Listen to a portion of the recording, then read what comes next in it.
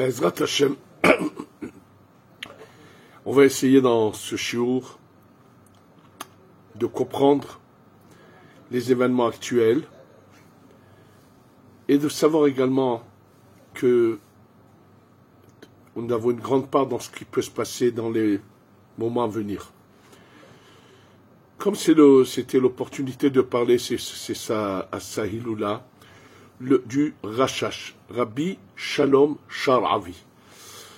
Avant de vous raconter comment il arrive en Eretz Israël, il faut que vous sachiez que il a été, d'une manière sans équivoque, les plus grands Mekoubalim qui étaient juste après lui, ont révélé que au moment de son décès, le Harizal, il y avait quelques élèves autour de lui et qui lui disaient « Mais Rabbeinu, tu nous laisses au milieu du chemin, tu nous as dévoilé des choses, mais il y a beaucoup de choses qui ne sont pas encore claires. » Et il a dit, ça c'est mentionné depuis longtemps, « Si vous méritez, Be'ezrat Hashem, je reviendrai vous expliquer ce que j'ai dit. » Et donc, quand le Rashash a eu toutes ces révélations, les Mekoubalim qui sont venus juste des générations d'après ont dit c'est effectivement le Harizal qui est revenu lui-même pour éclairer ses paroles.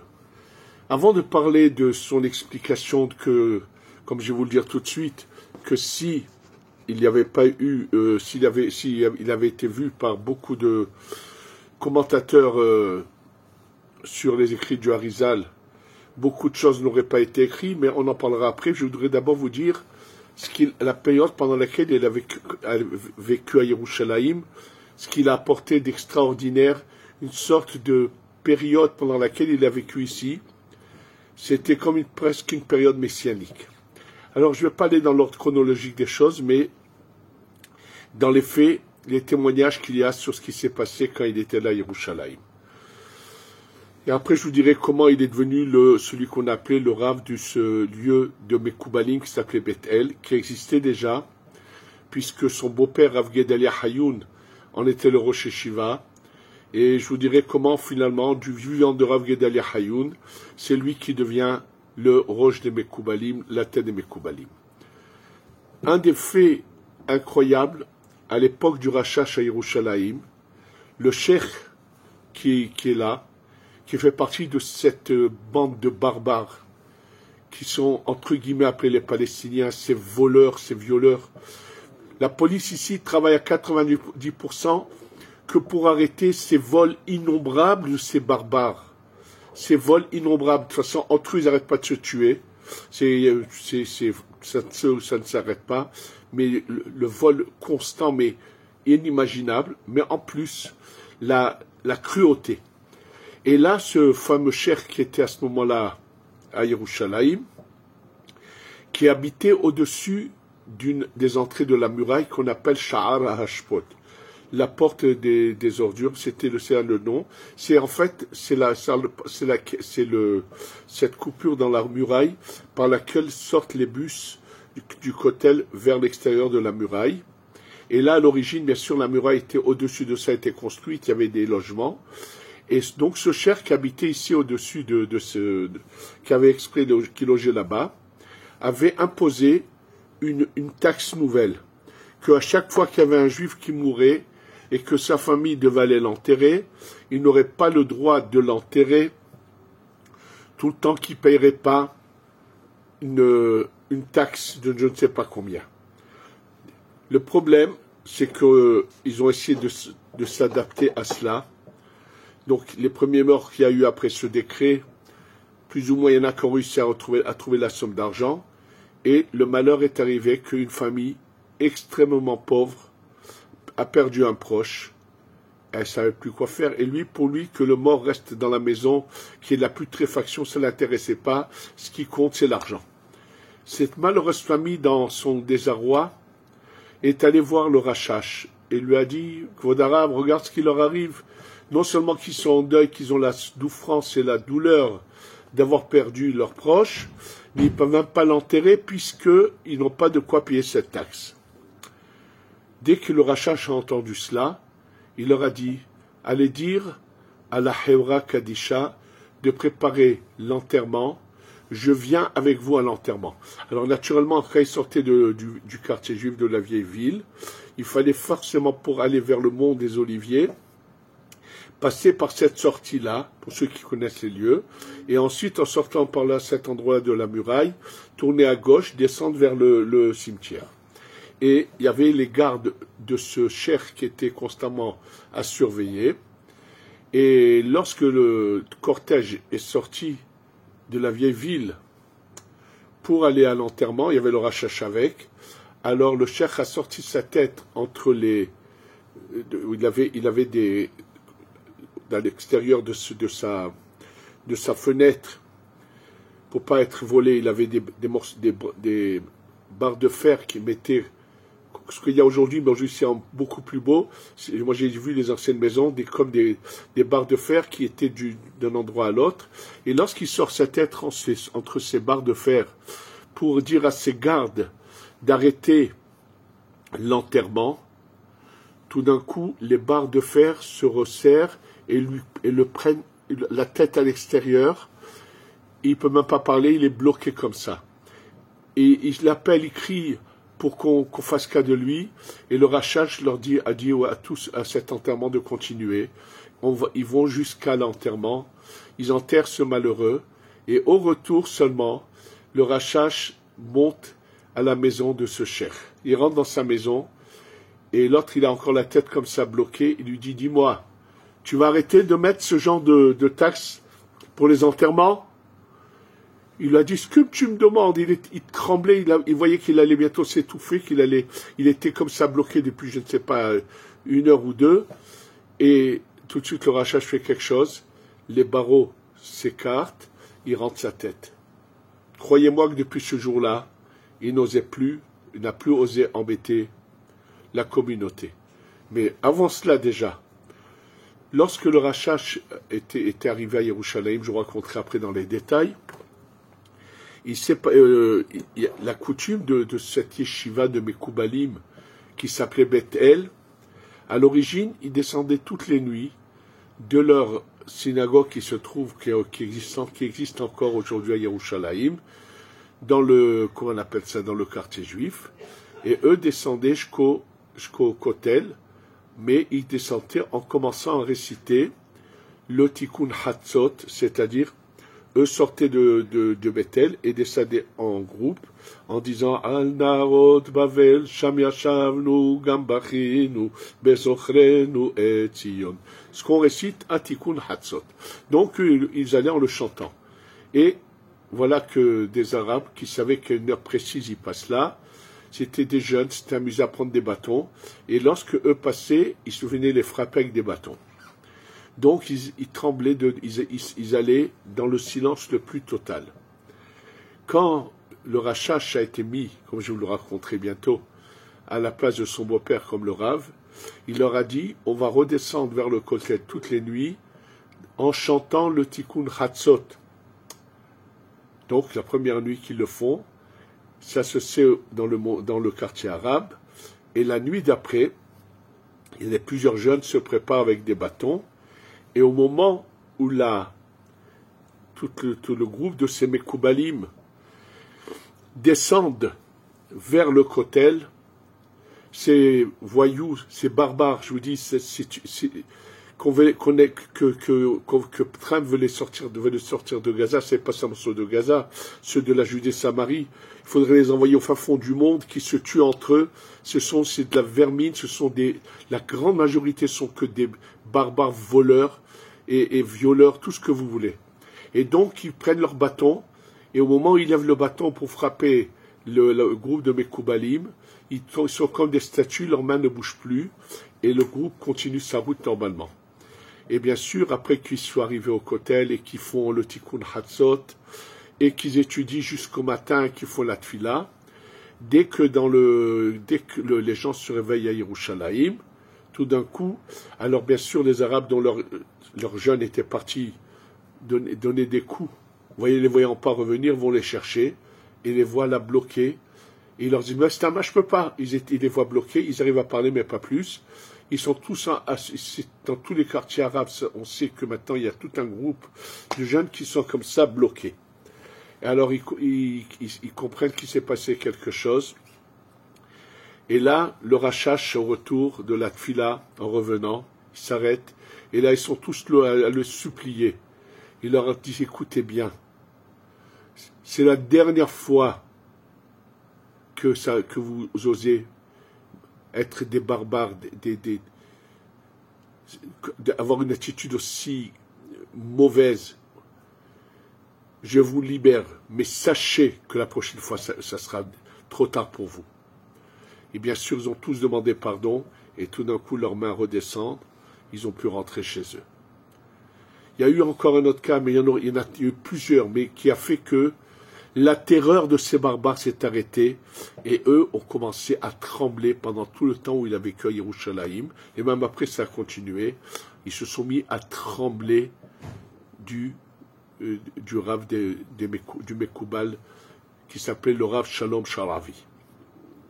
Un autre cas, un malheureux, un juif qui travaillait, qui allait à son travail, et au retour de son travail, il avait acheté plusieurs choses, et entre autres une pastèque pour entrer à la maison. Et après qu'il a payé, le vendeur de la pastèque lui prend la pastèque et lui jette sur la tête. Le malheureux, non seulement qu'il a perdu son argent, qu'il reçoit un coup, et même ce qu'il avait, les achats qu'il a faits sont partis. Alors, il rentre en pleurant, mais il se dit, le seul qui peut l'aider, il va chez le Rachash et lui raconte. Le Rachash appelle son shamash, écrit quelque chose, il lui dit, va mettre ce papier sur l'étalage des pastèques. Le shamash va tout de suite, pose le papier entre les pastèques, et d'un coup les pastèques se mettent à jongler dans l'air, frapper, entre autres le vendeur, frapper des gens, et ça c'était vraiment un jeu de... Les gens se sont mis à trembler, des cris, le vendeur qui a très bien compris qu'est-ce qui lui est arrivé, se dépêche d'aller demander pardon, et là le juif l'emmène chez le Rachash. Et de nouveau le Rachash lui dit, écoute bien, si encore une fois tu oses toucher un juif, ça sera ta fin. Et bien sûr, il envoie le shamash ressortir le papier, et les choses rentrent dans l'ordre. On aurait vraiment besoin que son mérite agisse là-haut pour que cela revienne. Je pense que c'est le moment idéal de lui demander d'implorer Hachem, parce qu'il faut que vous sachiez que nous sommes à la veille de la venue du Mashiach.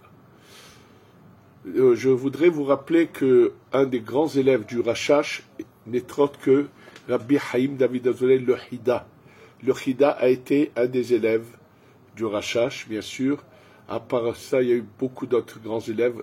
Parmi eux, Rabbi Haïm de la Rosa, qui a été un de ses plus grands élèves, et qui a laissé des écrits que presque sont très rares ceux qui arriveront à comprendre la profondeur de ce qu'il a.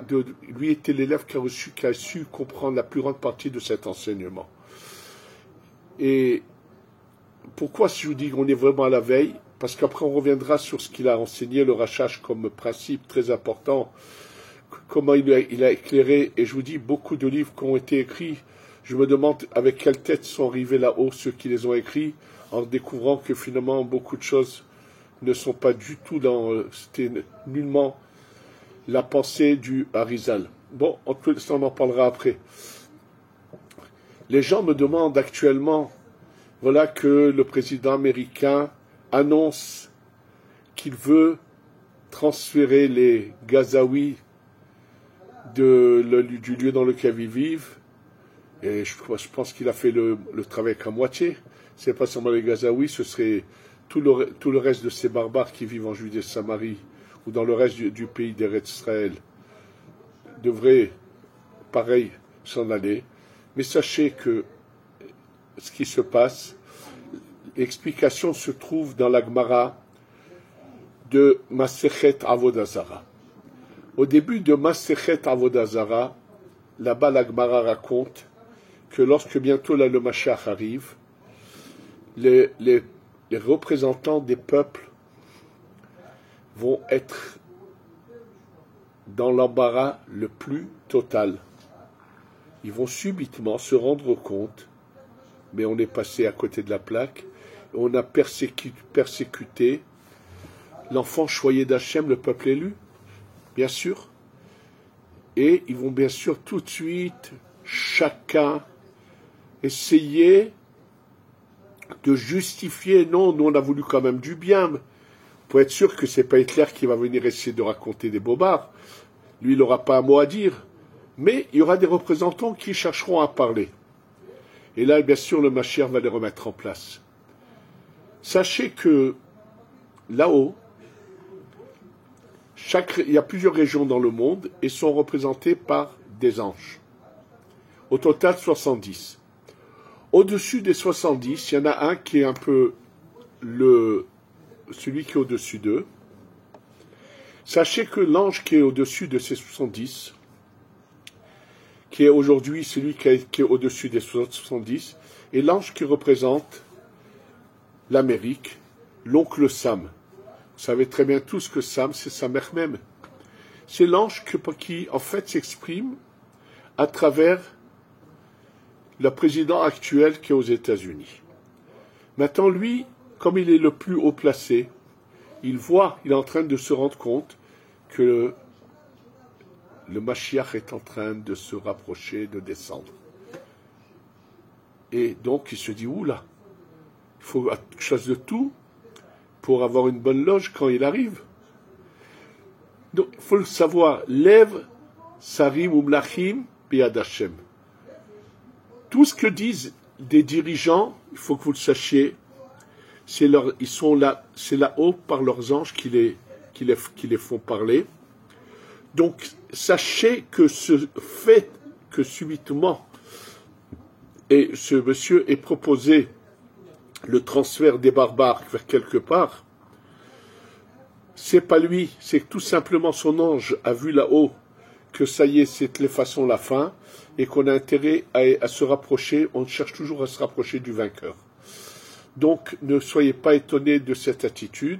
De toutes les façons, ce ne sera pas seulement les Gazaouis, ce sera également tout le reste de la vermine et tous ceux qui nous ont fait du mal, avec le roi compris, bien sûr, tous vont devoir dégager et tous vont devoir payer. Donc, préparez-vous à la Géoula Shlema, nous s'y approchons à grands pas. Et c'est marqué que une des choses qui peut approcher la Géoula, c'est la compréhension, l'étude et la compréhension de la Kabbalah. Alors, c'est comme si, je viens de parler du Rachash, de ce qu'il a fait vivre comme cette période qui était entre guillemets messianique à Yerushalayim, où lorsqu'il était là, le Rav de Beth-El, les Juifs ont eu une vie quand même plus ou moins paisible, parce que les Arabes tremblaient de lui. Je vous ai cité que quelques cas, il y a eu encore d'autres cas. Les Arabes le vénéraient, tremblaient de lui. Ça, il faut que vous sachiez qu'il est venu vraiment de nouveau éclairer la révélation du Harizal. Alors avant d'expliquer toutes ces révélations, sachez que ce n'est pas son intelligence. C'est que, comme le témoigne un des livres, j'ai d'ailleurs la page et tout, qui raconte que le Rachash, lorsqu'il donnait cours, de temps en temps, il fermait les yeux, sa neshama montait, allait écouter poser des questions là-haut, étudier là-haut, et après, il redescend. Pendant ce temps-là, ses élèves continuaient leurs études, et lorsque finalement il redescendait, il leur révélait ce qu'on venait de lui enseigner. Et pourquoi ils en parlent? Parce qu'une fois, il est monté et vite redescendu. Et naturellement, les élèves lui ont dit, pourquoi cette fois ça a été si rapide? Il leur a dit, en général, quand je dois monter, je dois couper, escarter les clipotes, le mal pour pouvoir monter et redescendre. Cette fois, j'ai trouvé le chemin propre et libre, parce que au moment où j'allais monter, à Salonique, est décédé le Rav David Serrero, qui était un grand tzaddik, et quand sa neshama est montée, elle a purifié le chemin pour monter, donc j'ai suivi le chemin qui était déjà ouvert, ça m'a permis de vite étudier, de redescendre.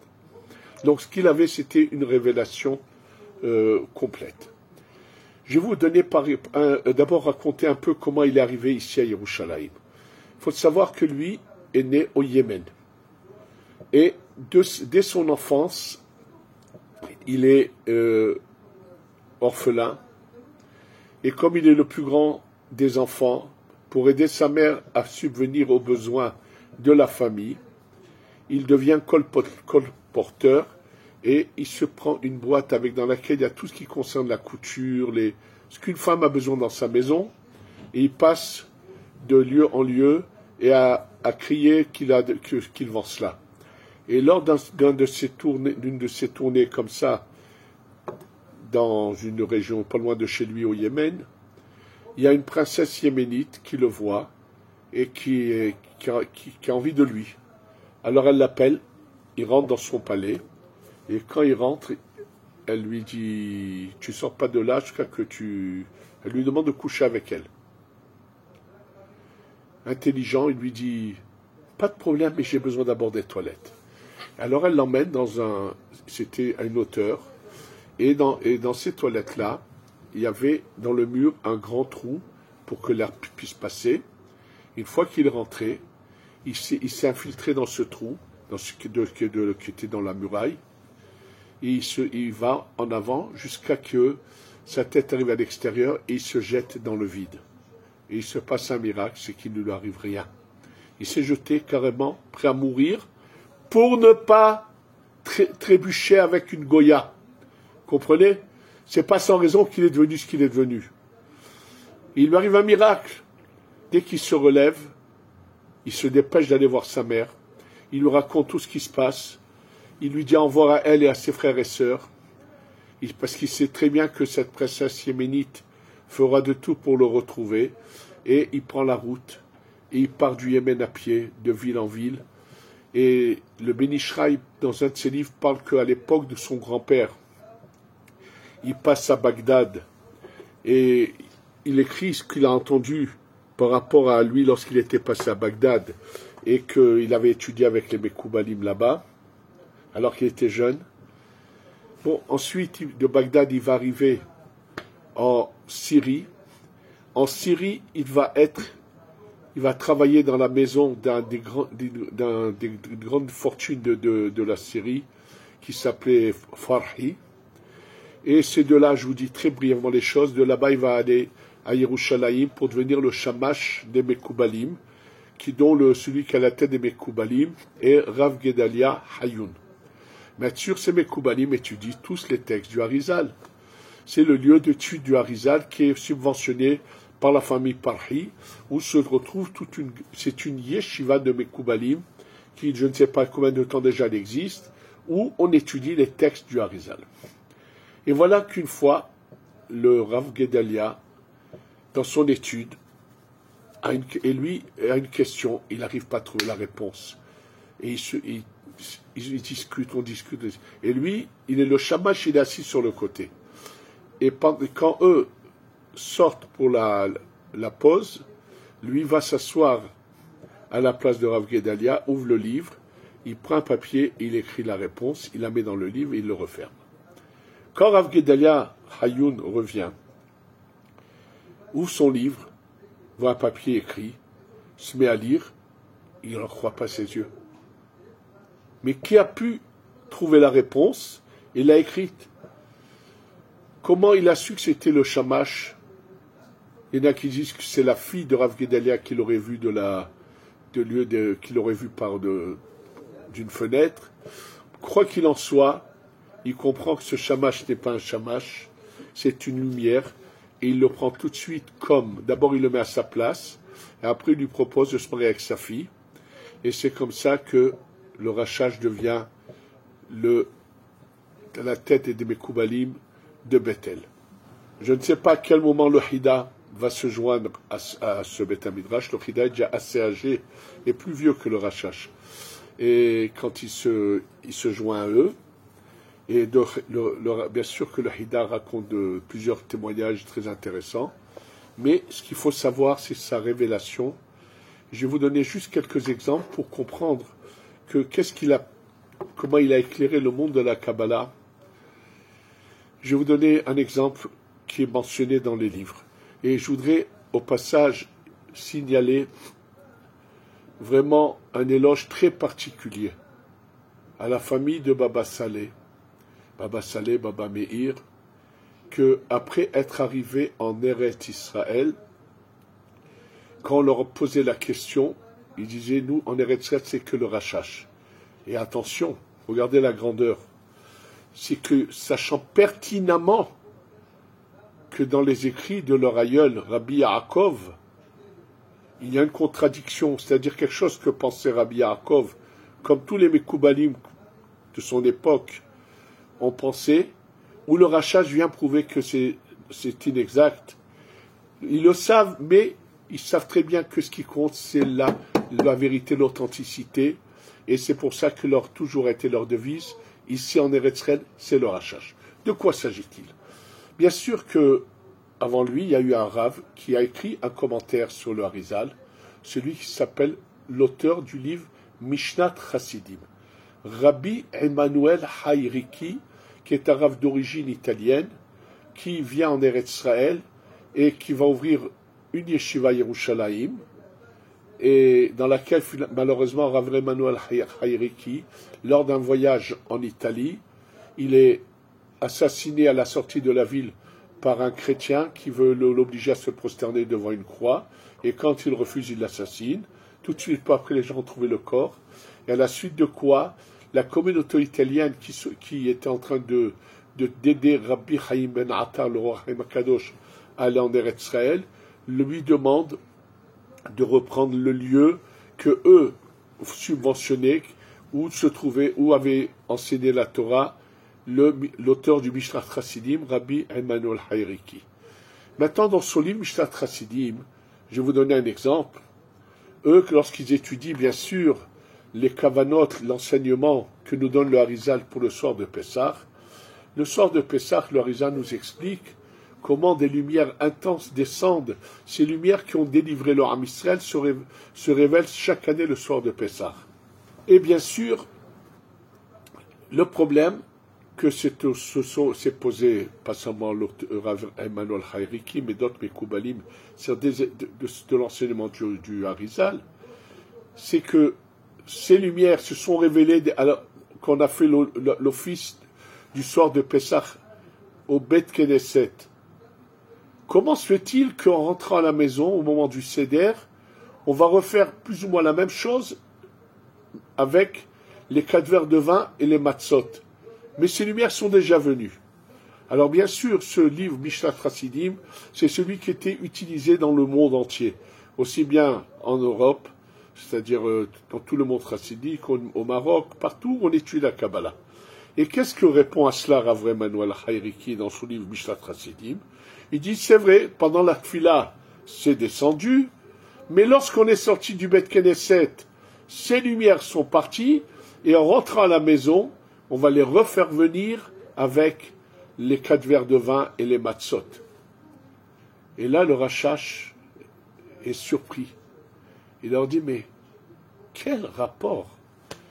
Le Harizal enseigne qu'il y a 2 principes, un qui s'appelle la pnimiyut et un qui s'appelle la chitzoniyut. Ça veut dire des choses qui sont faites plus à l'intériorité de ces lumières, qui seront comme l'âme de ces lumières, et il y a d'autres choses qui seront le corps de ces lumières. La tfila, c'est avec la bouche, c'est l'intériorité, c'est l'âme, et ça reste. Et quand on arrive à la maison, on refait la même chose, comme un corps, comme l'extériorité. Et il a des preuves à cela, et c'est comme ça que, bien sûr, une fois que le Rachash a tout révélé, c'est qu'un exemple. Mais il a aussi enseigné quelque chose d'extraordinaire, dans la compréhension. Si je devais vous donner plusieurs de ces points, je pourrais parler pendant des heures, et on n'en finirait pas. Mais je vais vous donner encore un point important. Le premier enseignement du Harizal dans son écrit, c'est de comprendre que si la lumière infinie se trouvait partout, comment le monde a été créé, comment tout. Et il utilise un terme qui s'appelle le mot tzimtzum, qui veut dire retrait. Alors bien sûr, qu'est-ce qui est marqué? Au début, il n'y avait que le Ensof, ça veut dire, comment l'ont tous compris, ça veut dire que le Créateur, et que le Créateur retire une partie de sa lumière, et pour créer des créatures. On va dire Ma'atil et Ne'etzali. Ma'atil, c'est le Créateur. Imaginez-vous qu'à cause de cette parole-là, combien d'encre a coulé, combien ont écrit de choses. Comment, bien sûr, comment peut-on imaginer que si on parle du Ensof, du créateur, du Ma'atil, qu'on peut dire qu'il y a un déplacement que... Alors, les pages de philosophie là-dessus écrites, par le nombre, je ne sais pas, innombrable de livres qu'on voulu écrire là-dessus, s'ils avaient eu la chance de voir ce qu'il écrit dès le départ, le Rachash, c'est que jamais on a parlé du Ma'atil. Le mot Ensof ici parle